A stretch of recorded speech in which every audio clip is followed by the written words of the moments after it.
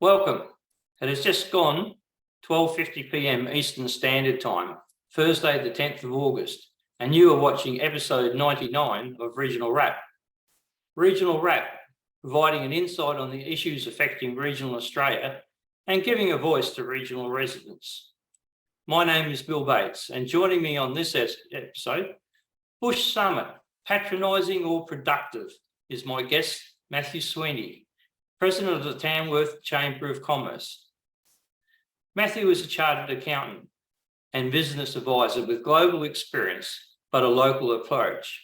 Over the past 25 years, he has worked with business from local startup entrepreneurs through to international government departments, providing strategic guidance, compliance,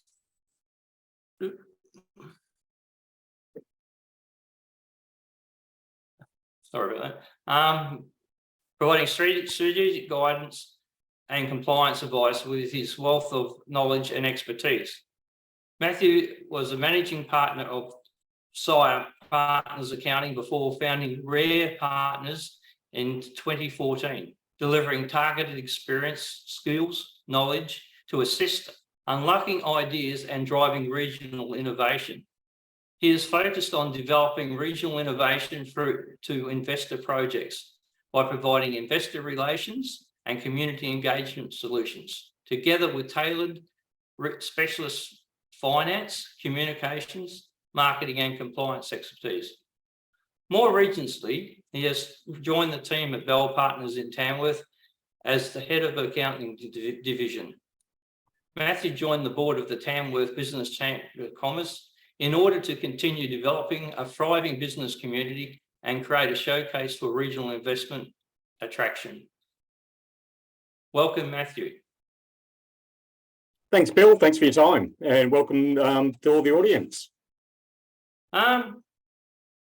The reason I called you up and had a chat to you to bring you on the show was the forthcoming Bush Summit. Now that happens in Tamworth tomorrow. So it's the bit of a showcase event.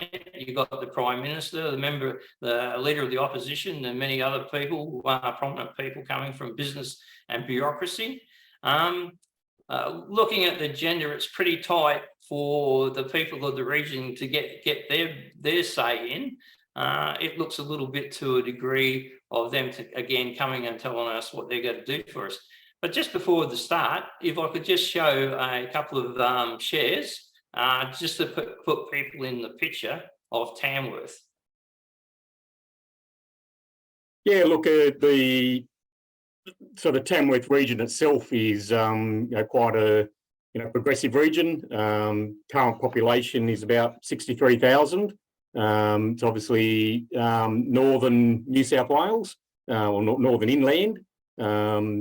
Predominantly sort of agricultural workforce, but obviously we've got a lot of infrastructure, and about 25% of our region would be agricultural compared to 6.5 for the New South Wales as a whole. But we've got a quite a progressive industry supplying both agricultural and engineering and manufactured goods, both nationally and international. I think most people sort of also know about your music festival. That's one of the things that get you in on the horizon for most people. But Tamworth's had a long history, and it's a bit of a strange one. I'll just show the map for the regions in New South Wales. Tamworth sits in the northeast corner basically. And it's part of Naomi or something region, and sort of splits. Namoy. Namoy, is it? And it's sort of the Namoy River system. Yeah, and it seems to split New England. That's a bit of a weird situation where one area or region divides another one almost in half. Yes. So is there a reason for that? Is there more of a connection for that northerly corridor that you've got there? Look, it's probably on the eastern side would be the Great Dividing Range. Tamworth sits on the western side of that, so it's probably the sort of a physical separation there, and a lot of the sort of the Tamworth and up into the wider sort of regions there sort of cover that actual sort of land formation, I guess. But in terms of the split down the middle, there's sort of more probably political than sort of anything else, I guess. Although Tamworth did at some point, sort of before my time up here, was looking at creating a separate state for ourselves. Didn't quite go to plan, but it has been tried in the past. No, well, that's right. I mean, the New England New State movement and that had a lot of support back in the 50s and 60s until, unfortunately, the deals done between the then Country Party and the Liberal Party didn't quite come to fruition as the people in New England had hoped. But just before we get on to the Bush Summit, your background is very interesting in regards to putting people together for the regions and regional development. Can you give us a bit of an idea of some of the business sort of enterprises you've been dealing with, and to sort of what level, say, for state, national and international people come to, you try to attract to Tamworth for connecting the innovation of Tamworth area and region to the outside world? Look, the sort of particularly more recently, we've sort of finalised our intermodal train sort of transport hub then down to Newcastle. So that gives people from this region a direct transport link in straight on to similar track work. It's obviously used for coal mining, but the track now comes directly into Tamworth again. Used to years ago, but was set aside, but it's now been reconstructed to allow the manufactured goods put on the trains and then basically sent down for container shipment out of what Port of Newcastle now, but previous or at the same time the Sydney market. But that gives a big opportunity for businesses here to now ship internationally, or we see products internationally along that route. So with Tamworth being equidistant almost from Brisbane and Sydney, we're well placed to support those two markets, but also now go the international route. The Tamworth Airport is also, although it's not an international airport, does have a long runway, particularly for future use of freight in and out of this region. Just a minute, just with Tamworth, how far is it? Or is it useful in regards to connecting to the great inland rail that's got to be built, or is it too far away from that? It's it's probably a couple of hours drive to get out there, but a lot of those sort of transport routes will no doubt bypass sort of come through Gunnedah and Tamworth on their way back down to Sydney in some cases, depending on where they're going to.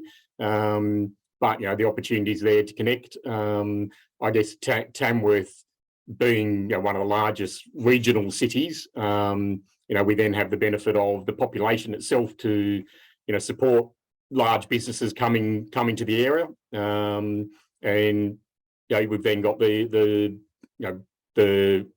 airport, trucking and the rail networks in and out of this region. The other thing is important is the relationships with other regions, and I mean you've got and other major towns. Tamworth, of course, you've got Armidale, probably not that far away, and Dubbo and surrounding sort of regional centres. What's the interconnect between just Tamworth and the other regional sort of city centres? Dubbo would be very much similar in terms of, I guess, sort of to a easy degree, sort of more blue collar, production type thing. Whereas Armidale, our link there is Armidale's obviously a university town. We are sort of working towards a campus, sort of a larger campus here in Tamworth. It'll be supported by the UNE. We already have a teaching campus from the University of Newcastle, particularly on the medical front here in Tamworth as well.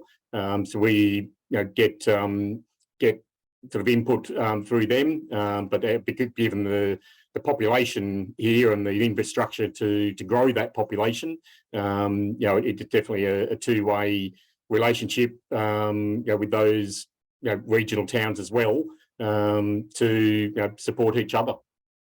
And the likes of the Bush Summit that we're talking about for tomorrow is, they're experiencing similar sort of opportunities, similar prospects of what we're seeing here. The growth in our population, is sort of being seen in a lot of those small towns as well, with city dwellers, relocating to the bush for a different lifestyle. And the best we can showcase what we can do in the region, trying to do it where we're not simply just showcasing one town like Tamworth. We want to showcase the whole regions, to let people know this is what what the community is locally, what the economy is like, education and business opportunities outside of the metropolitan cities. We're all chasing that that resident to come to town. So yeah, we all definitely work closely. There's a group of regional mayors that come together on a regular basis to look at that from the community side of things, and then businesses like mine and the Chamber of Commerce. We work collectively with a lot of the others, regional advisory councils through the New South Wales Chamber of Commerce, to try and promote the regions. With the Chamber of Commerce, it would have to have a fairly good relationship, or would want to have a good relationship with the local councils. So, is there any interaction between the people on the boards of those things, or any cross links? Because up here in Cairns, we have advanced Cairns in the council, and they do work together a fair bit, but they also have some very pointed differences in what they want as well. So how does the functionality between the Chamber of Commerce and the local council go in Tamworth? Look, we have a good, close working relationship. As the president, we meet with the council on a scheduled monthly meeting, and then if there's other aspects that come up that we're being asked locally to advocate for, we have sort of meetings with them to sort of let them know what the business community, what the feedback will be, and same thing that the Tamworth Council will seek our feedback, either before or after they've gone to the market for. So locally here in Tamworth at the moment, we're progressing along the route of most other councils in this region, looking at a special rate variation for the next couple of years, to make sure that we can pave the roads and everything else that's happening. So we've obviously getting those documentation and calculations directly from council to say, look, this is what we're looking at doing. Let us know what the feedback is that we're getting, which may be a different style of feedback, I guess, that they may be getting themselves. Obviously, we're getting a lot of our business members may have a different view from a business perspective as what they might have from a personal perspective. Business is always one of the other things we have up here is with Advanced Cairns and the council, and not just in Cairns, but they sort of join with other groups like down in Mackay maybe, and Townsville and other regions, and they head down to Canberra as a group, convoy to Canberra, usually prior to elections with a bit of a wish list. Does Tamworth engage in the similar sort of thing? Trying to get the message to Canberra and even Sydney? Yeah, I mean, we've got quite a good relationship with our state member, Kevin Anderson, here in New South Wales. So he's state member for the Tamworth electorate. So we've got regular meetings with him. We're actually holding our Quality Business Awards in early September, and Kevin's our MC, and he's actually a musician, so he's also playing music at the end of the night, which is fantastic.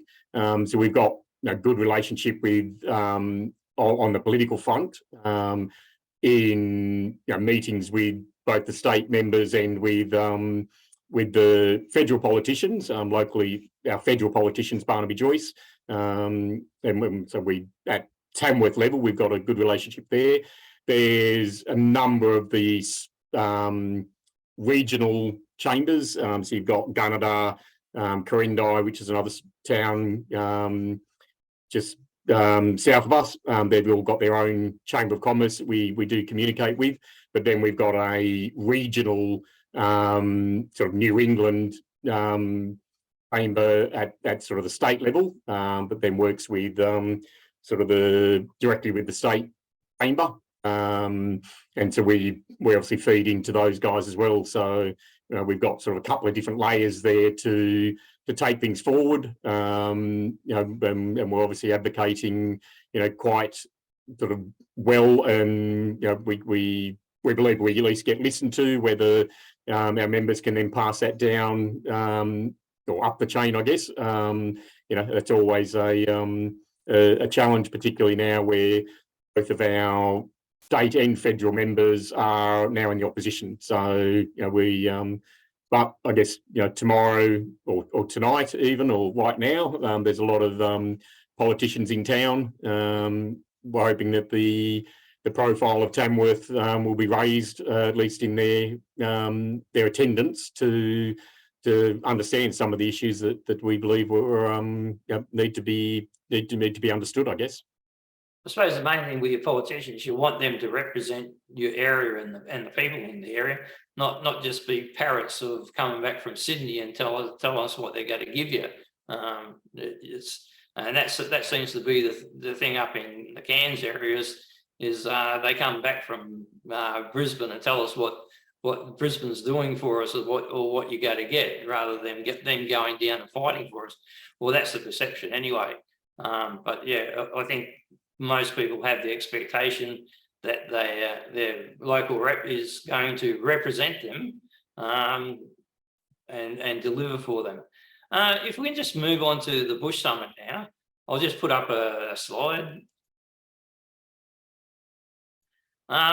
When the news of the Bush Summit came out, it was in a 2-page spread in all the News Limited papers, and this was one of the symbols in there, our brilliant backyard. And then it had all the events for the I think it goes from you, it goes over, it might go to Perth, or it goes to Port Lincoln as well, goes to Wodonga, and finishes up in Rockhampton on the 8th. I found and that's why I labelled this, is it patronising or is it going to be productive? Because I sometimes get a little bit miffed in regards to the way people from Sydney and Canberra and that sort of look at regionals, and I don't think we are the bush anymore. I mean, we've moved. The bush to me is just a vacant space that some people go out to, but now we're really the powerhouse. All the regions together are the powerhouse of Australia. I mean, if it wasn't for the regions producing wheat, barley, wine, cattle, mining and all that, Australia wouldn't be actually producing too much. It wouldn't have too much of a foreign income. So that sort of missed me a bit, and I certainly don't believe we're just Brisbane's backyard or Sydney's backyard. How did you find that sort of presentation?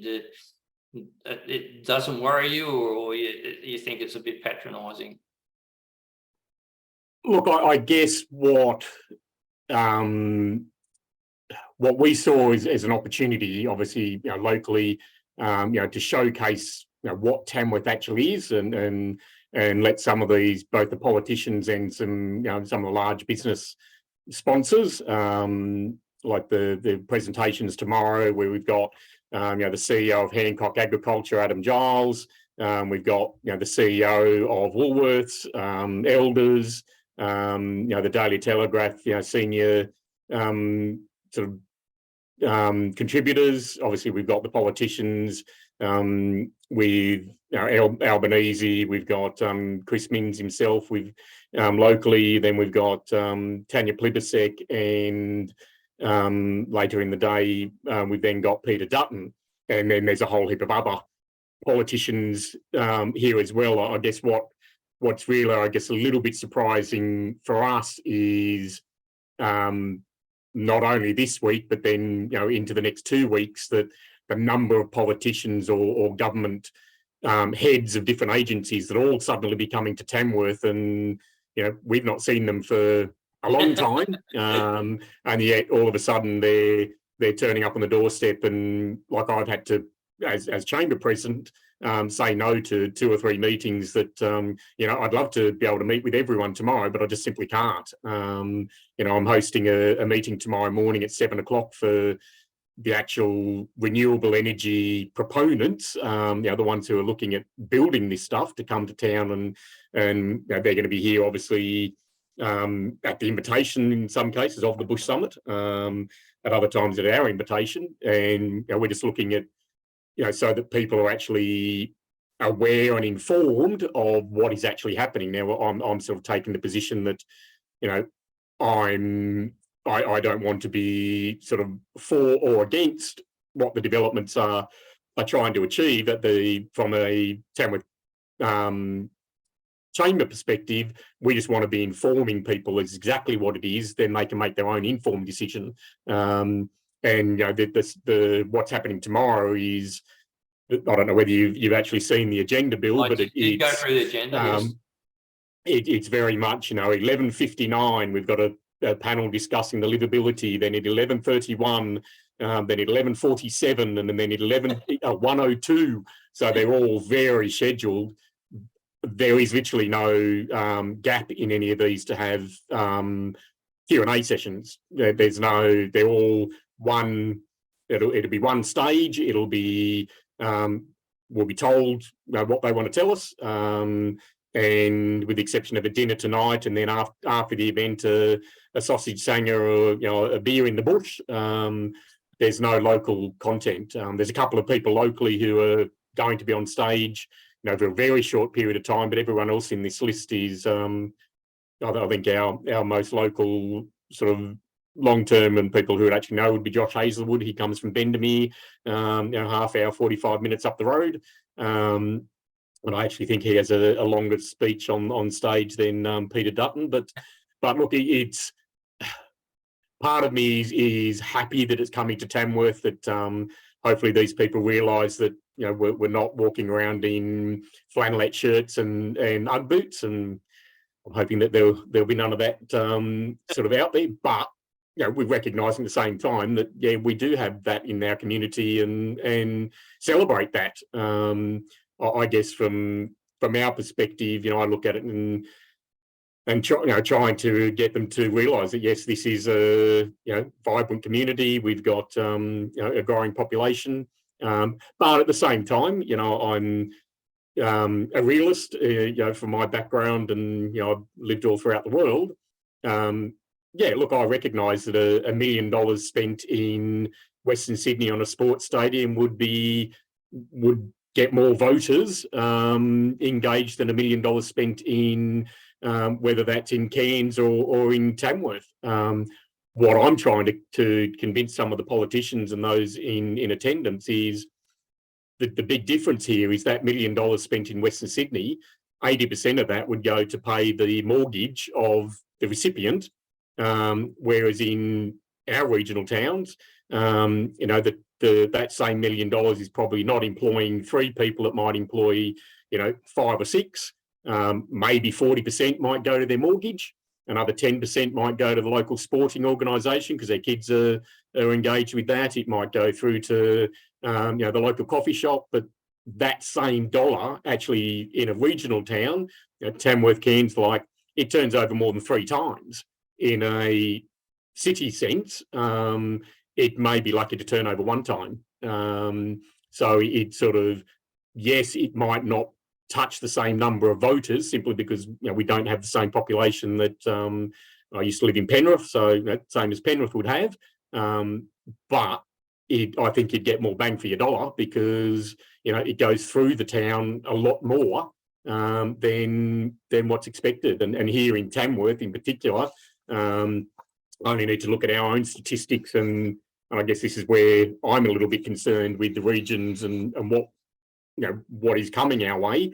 In 2022, in terms of development, and this is locked in approved projects here in Tamworth, we had about 25 million, approaching 30 million.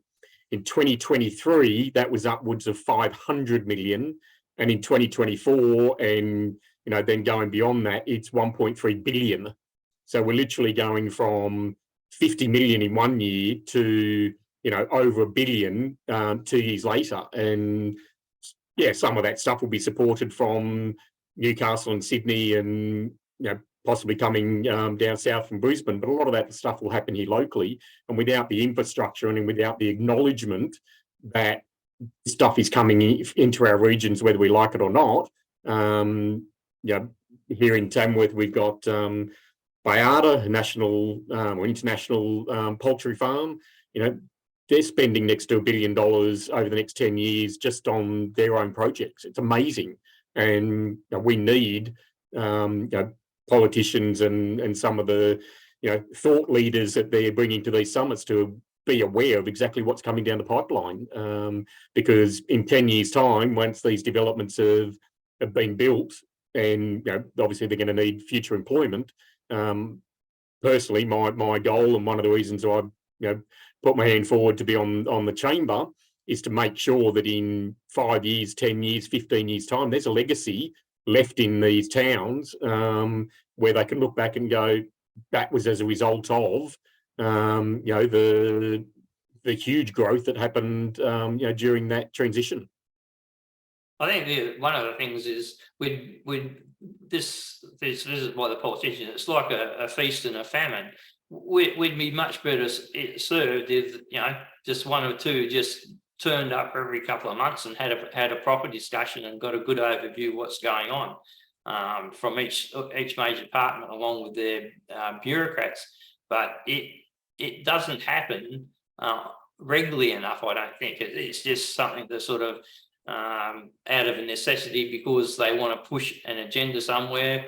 But any attention is good attention, and getting you on the map and in the newspapers and thought of by the rest of the public. Yeah, look, that was a position we took, that it's it is hopefully a positive showcase for Tamworth, and what will come out of the discussions, hopefully that they're actually announcing exactly what I've just mentioned, the scale of what's happening in the region, so that God forbid we might get some just people and families and the like looking at the regions, Tamworth, and in your case Cairns, sort of looking at it going, yeah, okay, there is these people aren't all sleepy. I mean, I love what the country music brings to our town, but we are more than just a country music festival for a couple of days in January, and then we have another couple of sort of sessions throughout the year, which is absolutely fantastic. It's as you mentioned in the intro, what Tamworth is known for, but the same with Cairns and our local neighbours, Gunnedah and Corindai and Liverpool Plains and Armidale. We've got more to offer than what people generally understand, and hopefully these things will show. But you are right that it would be nice to get the politicians coming up on a sort of more regular basis, or hopefully out of this summit tomorrow that will result in some of them actually either coming back or leaving their teams here to sort of have further discussions, and go from there. What we tend to find is the only time that they they actually arrive in town is when they're about to make a decision that nobody actually knows about. There's had no communication in, and we've just sort of been notified that our Gunnedah township out here, that the funding for their new hospital has been limited to the point where it's the same amount of funding, but because it's taken so long to get approved, they're now going to get about a third of what they're going to get about a third of what they expected, which is really disappointing. But of course, that they didn't come to town to announce that. It was sort of, oh, we'll tell them the bad news, and we'll cop it from down in Macquarie Street. And of course, our local members then he's left to front the public to sort of say, look, I'm still trying to get this pushed forward. And that, I guess that's a little bit of frustration from our point of view, that we I don't know what new announcements are going to be made tomorrow. I know, at least from the state government, it won't be much at all, because they're still reviewing policy leading up to next month's budget. But in the meantime, we're just waiting to see what happens. We're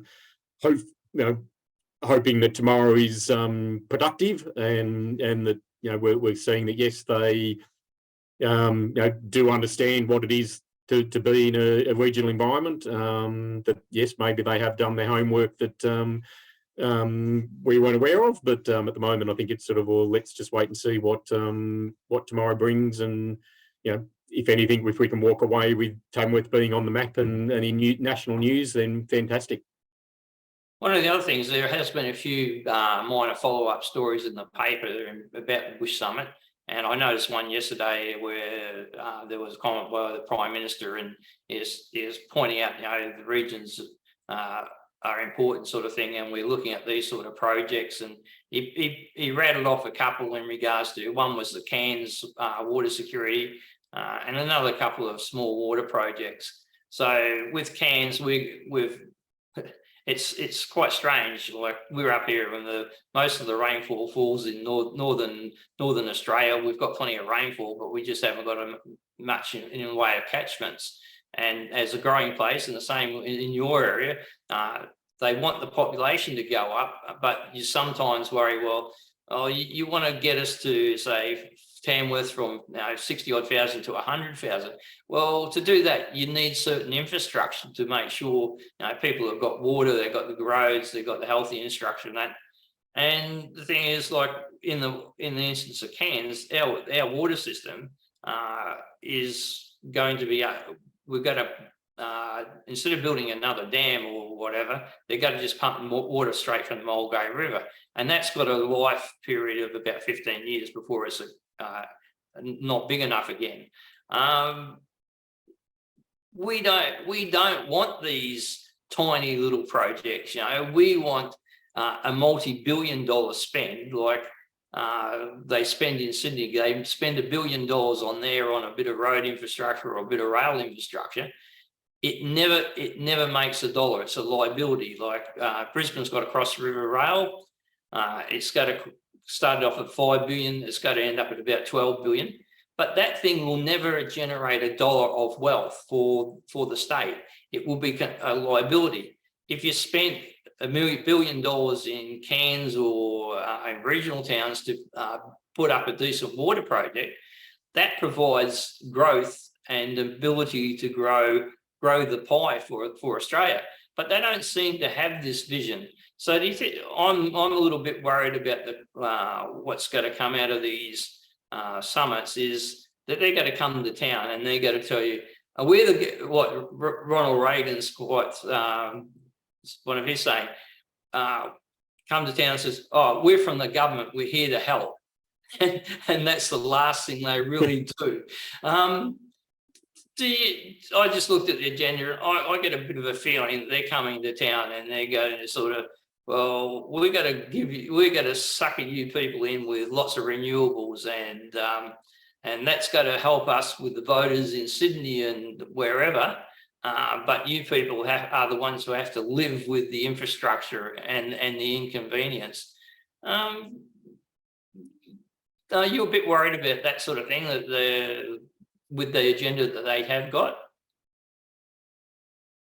Yeah, look, I mean, I mean, full disclosure, no, I've got clients that are in that renewable energy space, and so I know what they're doing and just how difficult it is for them to get through the various different layers of government. But we only need to look at Energy Co, which is now all of a sudden been created, and they're now building or touted to be building a new transmission line, which will go from north of Armidale, through a lot of the areas where they're the New England Renewable Energy Zone down to Liddell Power Station, at Muswellbrook.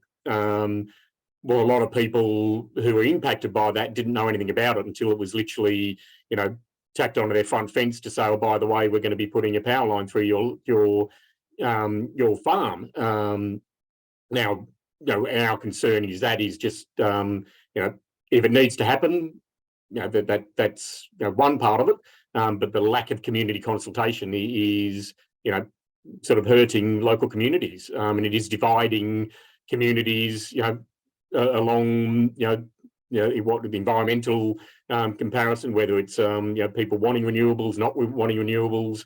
You mentioned earlier the inland rail.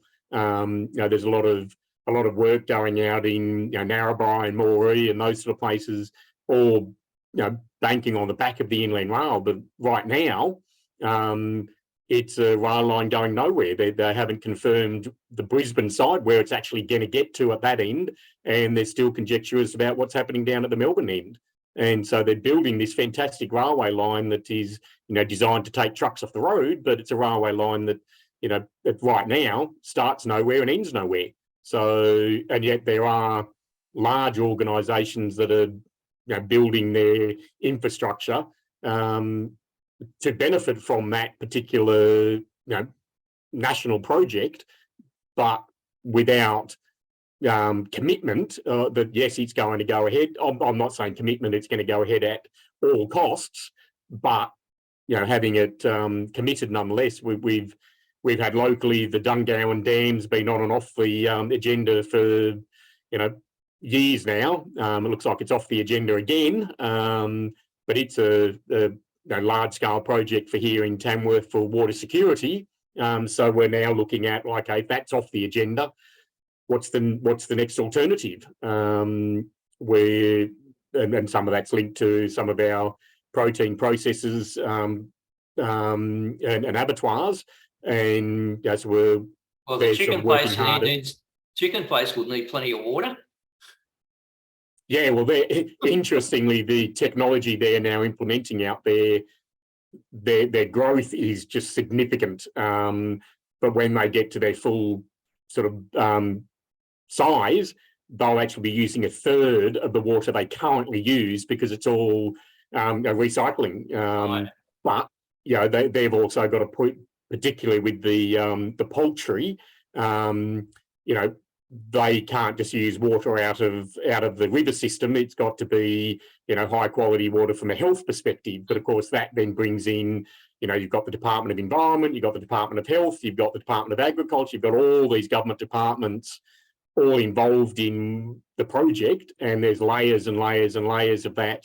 And then it needs federal government approval. So just negotiating, all that is a significant, it will require somebody who can very well project manage and understand the project management side, but also the political side as well. And how do you navigate all those different departments all pulling in different directions?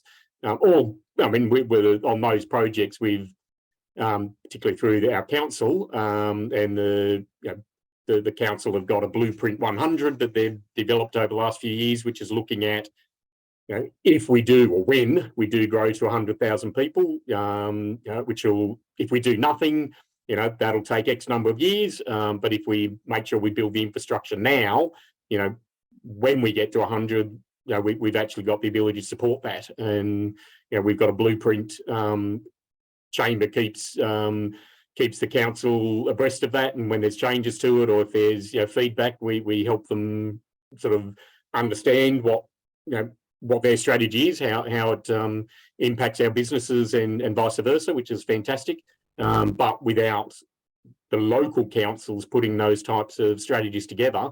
It's just left on its own, and we'll get what we get, when we can. And at the moment, it's sort of, I mean, I keep saying, particularly to the state and federal ministers, if the answer is no, tell us it's no. Pull the band-aid off, so to speak. But if the answer is, oh, we're still thinking about it, that's of no benefit to a business. Business needs clarity. We need to, for us to build our business, we need to know what's happening, when it's happening, and commit to it. Not sort of, oh, look, we'll keep reviewing it, or we've told you yes, but we may change our mind in either change of government or change of economy. Then everyone's back to square one again. I think the big problem is state governments and even federal government. They're all geared to election cycles, not the strategy and time that's required to deliver some of these projects. And they sort of don't commit until it becomes imperative or some catastrophe is heading your way.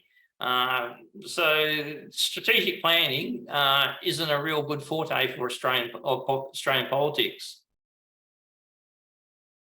Look, I think it's I think where they're getting feedback from businesses, but you are right. It's in the political sphere, it's about the next election, and if you're comfortable in your prospects, then I guess they can fight harder. I know that Adam Marshall, who's our sort of he's sort of north of our area here. He had, I think it was a significant following in the last state election, and I think he even increased his holding locally here.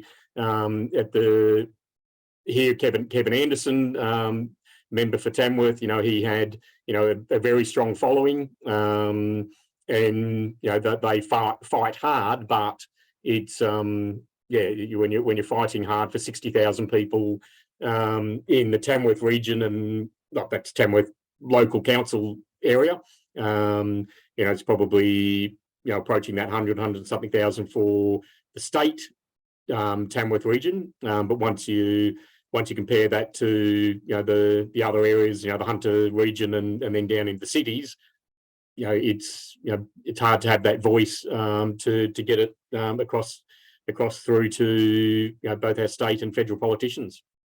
But some of these things shouldn't really be based on the political value of them. It should be on the basis, well, you've got a planning department and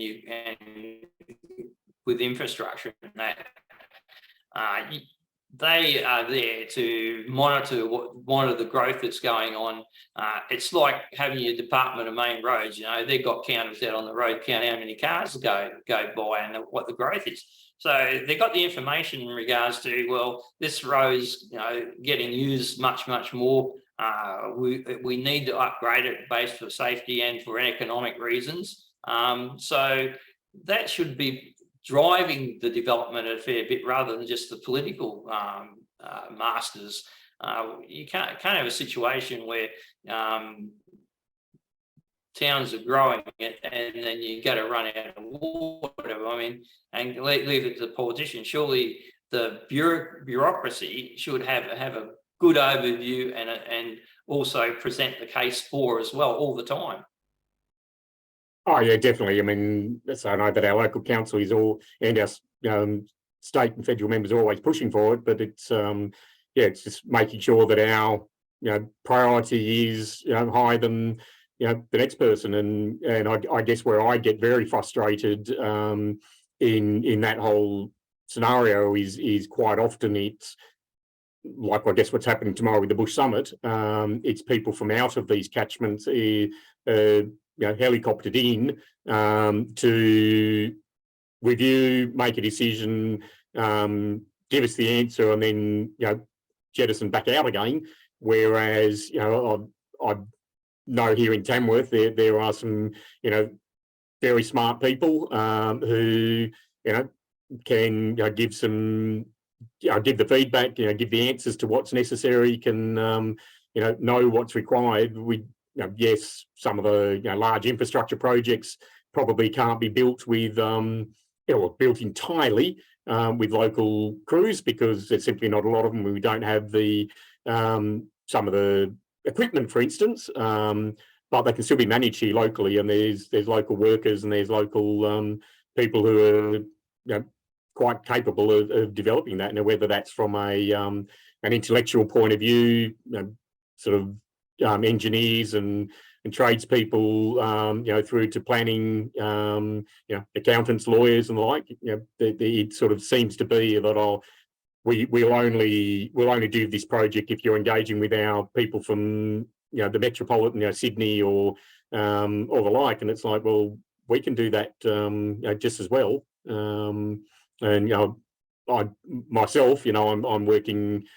On my intro, I've worked overseas. I've worked on government programs. I've got clients right now who are international, but I'm based in Tamworth. That doesn't restrict my capacity. I choose to be here. It's a great. I love living in the regions. I find that I actually get a thank you from my clients when I've helped them out. Whereas in Sydney, it's sort of your extent of your thank you is they paid your bill. You don't necessarily get much more than that. On time, maybe. And yes, on time. Whereas sort of I walk up the street on get regular interviews on TV and the local newspaper. And even yesterday, I had a couple come in and had seen me on TV on a particular topic. Was actually to do with the energy rebate, and I sort of explained what it was, and they sort of, thank you very much for that. We hadn't sort of picked up on it. We hadn't read anything about it. After what you said, we followed it up, and I just know that I wouldn't get that sort of feedback from Sydney per se. That's why I live here, and I want to create a region where I've got 2 children. I want to create a region where there's jobs for them in whatever field they so choose here in a regional setting, and they don't have to go down to Sydney. They don't have to travel. Our sort of biggest commute from one side of Tamworth to the other, if you're doing it in half an hour, there must be a traffic jam somewhere. But it's I'd rather spend my time with my family than stuck in a car for an hour driving from Western Sydney to Sydney every day. I suppose the other thing is too, being more in contact with the local people on the ground, basically every day, you would get the feedback pretty quickly in regards to their feelings on different projects or different needs and that. I've noticed over the last 12 months, the pushback from regional people in regards to renewable energy in the transmission line has sort of increased exponentially. For something that was sort of, even here in Cairns, when the first wind farm went in, there was a bit of general cheering from all the Greens and other people, because it was on land that had been sort of degraded and used before.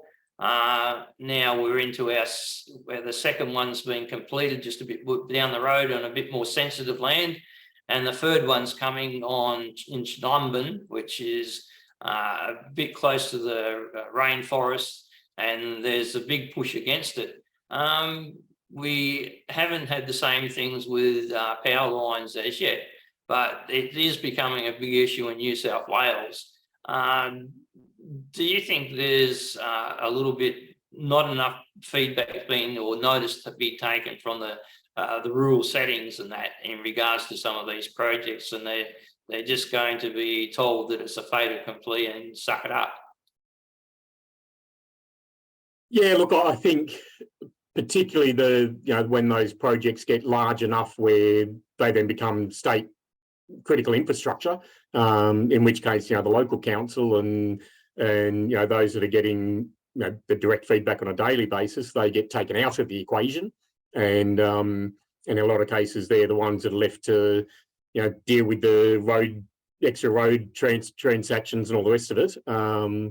But it's a requirement for those organisations to engage with the community early. That didn't happen with the Energy Co's new transmission lines. That actually took a lot of people by surprise, including some of the energy companies who are building these, or touted to build some of these things. But yes, look, there's particularly in our area, there's what used to be the conflict between coal mining and agriculture is now a conflict between the agriculture and the renewable energy. I was only talking to some of the Minerals Council staff a couple of weeks ago, and here in this region, not only is that conflict a physical conflict, it's just also a employment conflict where a lot of engineers, tradespersons, whether they're from a fabrication business or whether they're from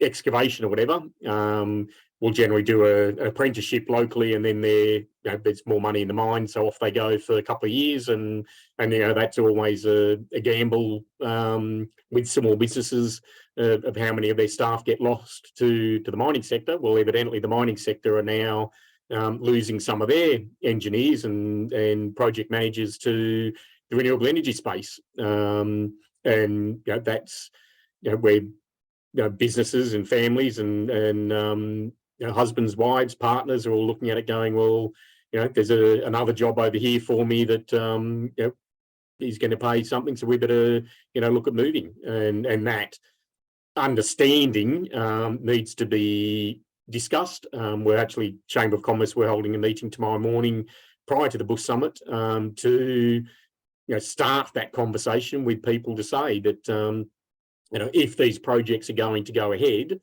what is the what's the likely impact on the region? Obviously, we've got an environmental impact. We've got farms that may be affected. Some of the farmers are obviously getting payments along the way, and but it's definitely a divisive element of the community. But at the same time, we need to also be cognizant of the fact that in a lot of cases where it is state significant, it may be, well, it's likely to happen anyway. So if you're a fencing company and there's an acknowledgement that they're going to build a new power line, right through the Tamworth region, and that power line is going to need fencing either side of it, if you're a fencing company, you would be, it's pretty remiss of you just to ignore it, because one of two things will happen. Either you jump on board and you tender for the project and you get paid for it, or you don't do anything, and what will happen is somebody else will come into the region and they will pinch all your staff, and you might have loyal staff that have been with you for 15 years, but when someone comes in and doubles their wage and tells them they can do the same thing 20 minutes up the road, your staff aren't going to be loyal for long. And that's part of what we need to be sort of letting businesses know, that God forbid that some of these, and there was a comment on the radio this morning that a lot of these energy construction companies that are, or owners, the proponents, are often overseas. I'm sorry, if you're spending $400 million on a farm, you're only going to make money if you can get that built quickly and up and operational, and energy being pumped back into the grid. And if that means you've got to pay more money, or bring people in from Sydney, or even bring them in from overseas, you'll do it. You can't sit back and wait and say, oh, we'll wait until Tamworth gets to 100,000 people so we can employ them. It's a matter of working out how to do it and where they can get the people from. And I just need to make sure that the larger, not just Tamworth, but the larger regional area that we're in is aware of what's happening.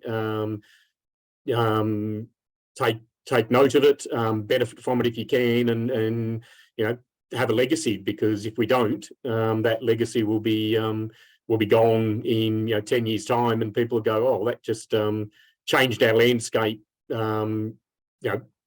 Whether it's for the better or worse, but it's going to change the landscape nonetheless. We'll lose our coal mines over time simply because they're not a renewable resource, and so there's that whole development that's happening that will probably not going to happen in the next 5 years, but in 50 years' time, that'll be a different landscape to what's capable right now.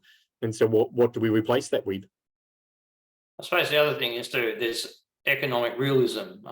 That's if you want to stay employed or you want to stay in business, you've got to face those realities. But I think the other thing that's probably not being told to a lot of people is, with renewables in particular, is the scale required in the long term to actually meet the marketplace in regards to baseload power or dispatchable power. So I think where we're starting at the moment, and some of the problems we've got with acceptance of them in your backyard, because they're not going to be built in Sydney or Melbourne or anything. That it's got to be regional Australia that bears the brunt. I think the government's probably not being upfront in exactly telling us how many of these wind farms are going to be required and how much land they're going to take up eventually. So do you think the government should be more upfront in regards to the scale of these things? Because, like I say, in Cairns, we got one, then we got another. Now we've already heard about other 9 projects between here and Cooktown and Townsville. The reality of that impact on the regions is going to be telling if that's the scale that we're going to be has to be built up. Yeah, look, there's particularly where we've got some of our baseload power stations like Liddell, they're sort of coming offline, and that needs to be replaced. Well, it needs to be replaced by the opportunity. Obviously, got hydro, wind, and solar in this region, but yes, they're very big sizes. It's not the small little 5 kilowatt farm that might take up 5 acres. These are going to be large scale, visual impacted, depending on the type of technology they're using. You may or may not be able to run agriculture underneath it, and that has an impact. And there is a size.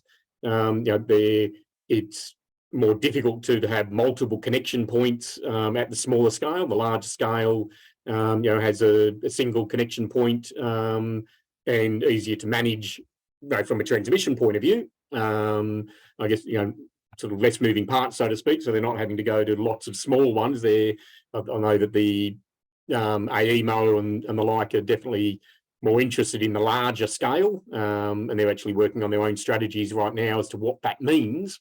But yeah, it definitely has an impact. But I think on the flip side of that, if we're looking at the main for players that are impacted on the agricultural side, we're also at I guess a tipping point now in agricultural aspects, particularly with succession planning and family transitions, that a lot of the farms are now in a position where they can't then be split up between 4 siblings, because that would then become a farm that is no longer viable to support 4 separate families. What we're now seeing outside of the renewable energy sort of aspects is farms that have been consolidated. It's normally a farm goes up on the market, it's normally their next door neighbour that buys it because they just need bigger scale now. And with better technology, access to markets, it can be more efficient to run a farm that's 10 times the size of what you're doing right now, but you can't then take that farm and make it a quarter the size, because it just simply won't fund the families. And so what we're seeing is a lot of families needing to look at alternative strategies, which is why some of the farmers are saying, yep, okay, if it's a solar farm now goes on and I can be guaranteed an X amount of money every year, then that might be their retirement strategy. Or particularly when we come out of a drought and it's quite dry down here, it has been for the last couple of months, and the fear factor is the El Nino or La Nina, depending on sort of pretty much which news wise you're hearing on the day, it's it does have that impact. So, farmers are looking at it going, it's an alternative income stream for us, and what are our options? Yeah, one of the other things too, environmentally, there are a fairly big impact, and one of the things that's happened with a lot of projects, doesn't matter the scale of them, that they all have to jump through the hoops for environmental reasons and things like that. And even current farmers, the use of their land is somewhat can be restricted by the various environmental acts like vegetation management and things like that. But then you see these projects with the renewables come along, and they don't seem to have too much problem with their approvals and that. Do you think there needs to be a bit more of a bounce for other projects to get similar favourable conditions so that they can get off the ground, rather than using the environment to sort of hold them back? Look, I think the regulations are there, and the regulations are, the rules-based componentry should be followed regardless of the infrastructure and the developments going on it. So if they find a rare frog that is on a particular site, then they have to handle the infrastructure about that. I know that some of the projects, here in Tamworth at least, they've got a permanent Aboriginal elder or Aboriginal individual sort of keeping an eye on the site. If they find Aboriginal sort of artifacts or areas of Aboriginal significance, then rightly so, they've got to make sure that it's dealt with appropriately, not sort of, oh, hang on, we just better push that aside so nobody actually saw it. No, we've seen, unfortunately, what's happened with that in the past, with some large projects, as I think everyone and all your listeners probably know of. But I know that at least the teams and project managers that I have, sort of either chamber members or people that I know and what they're working on and what they need to go through, it's they would lose their social licenses, which in a lot of cases takes a fairly big effort to buy, or in some cases they pay for it. In other cases they're doing it through really successful community consultation. But that's part of their process. If they're not following that, they'll lose their social licenses very quickly. Okay, look, we've gone over the hour, so we've got to wrap it up, because you've obviously got to go to a few meetings and get ready for this evening's event. But I would like to invite you back in a couple of weeks' time and join me with the Mayor of Rockhampton to have a bit of a discussion after the event, because Rockhampton finishes on the 18th, and that's the last Bush Summit. So it would be good to have a bit of an insight, say a week or 2 weeks after it's all completed, with the start and the finish line for the Bush Summit, to have a bit of a regurgitation on what happened, what the basic feeling was from the communities, and what they look forward to in the future. Yeah, no, I look forward to that. That'll be a great sort of wrap up to see what was the outcome for it. I suspect in our case, we probably won't know of the outcome tomorrow. It may be something that I know from an economic point of view, we're not even, other than our hotels are all fully booked, which is fantastic. What happens in any announcements or any follow up, maybe months or if not years away before we actually see it. But from our perspective, at least from the chamber, it's whatever happens to get Tamworth on the map, that shows us in a positive light. And I'm sure each of the other regions where it's heading to will probably have the same view. Hopefully that pays well for our region. Well, at least you might have a chance to get in a question or two to some prominent people. I mean, actually, in the newspaper, people from the public could actually write questions to a number of the guests there, and I put one in for Mr. Dutton. I don't know if he'll ever hear it, but basically, we are the votes of the major cities overwhelm the people of the regions. Do you think it's time for new regional states in accordance with Chapter 6 of the Constitution? So going back to the old days of a New England state or something like that. But look, yeah, I think that'd be interesting. Look, thanks very much for your time. If you just hold on the line, I'll just introduce the next show and just have a quick chat. No problem. Thanks, Bill. Right, thank you, Matthew. Thanks for your listeners. That's awesome. Thank you. If you enjoyed the show, please like, share, and subscribe to our Facebook page, and also subscribe to our YouTube channel. Next episode, I'll be talking with Lex Stewart, and we'll be talking about the voting process. Basically, is there a possibility Australia's electoral system is suffering from a little bit of fraud? Are there things that need to be improved in regards to the electoral roll and the process in the electoral stations as well during our elections? So please join me again for the next episode 100. Thank you.